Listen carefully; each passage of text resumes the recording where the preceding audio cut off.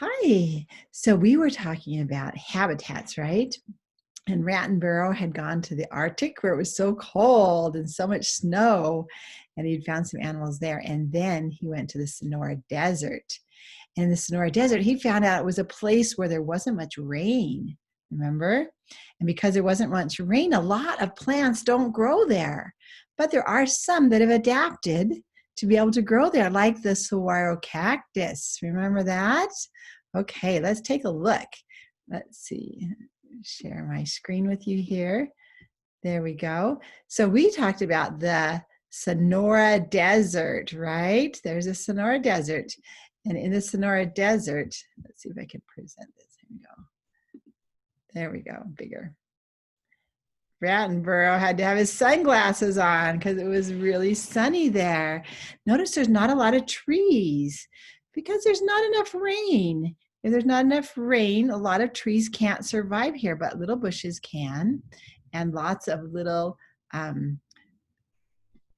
do you call them, lizards and snakes, things like that. Reptiles, that's the word I wanted. Lots of reptiles can survive in the Sonora Desert. Pretty cool, huh? Okay, so let's take a look at what we found out. Oh, yes. Do you remember this? This is the saguaro cactus. Nice. In the Sonora Desert. And the reason it can survive there is because it has been able to adapt and store water right inside its trunk. And it keeps that water there until it rains again so that it has enough water and moisture. It doesn't have leaves on it. Instead, it has these pokey things on it. That does a couple things. It makes it so it doesn't lose all its moisture, and it keeps other animals from eating it too fast. But we found out that there were some animals that still like the cactus, right? There's its blossom, and look at that. We decided that woodpecker, the Gila woodpecker, uses its beak to poke a hole in the cactus, and that way it can be able to live there. And we decided that this kind of bird is an omnivore. Say that word with me, get ready. Omnivore. One more time, omnivore. Yeah, an omnivore is an animal that eats both plants and animals. So it eats insects, that's the animal that eats, and it also eats plants and berries and things like that. And so it's called an omnivore, and it can live right inside that saguaro cactus. So cool. Now let's see, let's take a look at another bird that lives in the Sonora Desert. Here's another bird that makes its home in the saguaro cactus. This is called an elf owl. Now the elf owl, the world's smallest owl, is only 5 inches long. That's about bigger than one of your hands. It moves into its nest that has been abandoned by the Gila woodpecker. So it doesn't even make its own nest. It just finds a hole that the woodpecker made. The elf owl, like most owls, is nocturnal. Hard word, nocturnal. Say it, get ready. Nocturnal. That's how we clap it. Nocturnal. Say it fast.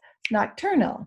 Yeah, nocturnal animals, that means that they sleep during the day and they stay awake throughout the whole night. That's when they hunt their food, and that's when they're awake, is at nighttime.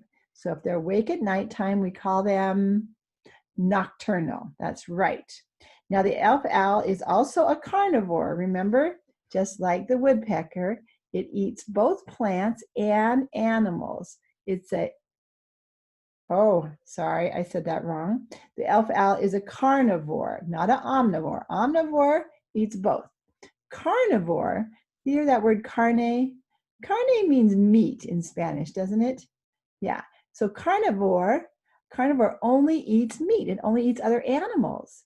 It doesn't eat plants. So the elf owl is a carnivore. A carnivore is an animal that eats only other animals, no plants. It uses its large eyes to hunt in the dark night for bugs that live in the desert. Most owls eat mice, and I'm sad to say rats, like Rattenborough. Rattenborough gets a little worried about that. But I think I'm safe from this owl because I'm bigger than it is. All right, let's look at it. There's our nocturnal word. Remember, nocturnal means stays awake at night, And carnivore means it eats animals. It does not eat plants. Oh, look at this. Here comes the desert cottontail rabbit. Another animal that lives in the Sonora Desert is the cottontail. The cottontail looks a little like the Arctic hare that we saw in the tundra, but it has larger ears and longer back legs. Desert cottontail rabbits are herbivores. Clap it. Herbivores. Herbivores. Herbivores only eat plants. Herbivores what? Only eat plants. That's right, herbivore. A herbivore eats plants. And the desert cottontail eats grass, and it could even eat at that cactus. Smaller animals like the desert cottontail always need to watch out for those larger animals in the desert that might eat them. Many animals and plants are part of a cycle called the food chain. We'll learn more about the food chain during our next relab. But coyotes, for instance, they like to eat rabbits. In fact, there's a coyote coming this way. Watch out, here it comes. There it is, that's right. Coyotes are found all over the United States, including the Sonora Desert. As you can see, the coyote has a light tan color of coat.